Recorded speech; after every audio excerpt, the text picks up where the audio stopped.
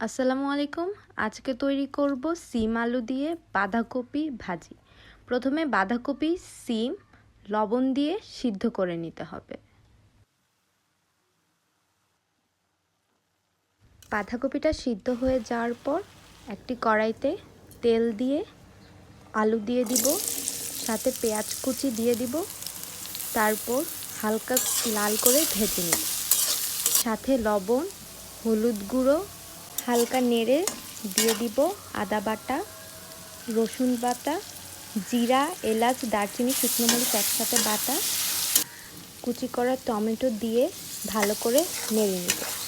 সিদ্ধ করে রাখা বাঁধাকপি, সিম দিয়ে কিছুক্ষণ নাড়িয়ে নিব। কিছুক্ষণ নাড়িয়ে নেওয়ার পর সামান্য চিনি দিয়ে দিব, আপনারা চাইলে নাও দিতে পারেন। তারপর কুচি করে রাখা কাঁচামরিচগুলো দিয়ে দিব, শেষে ধনেপাতা কুচি দিয়ে নামিয়ে নিব।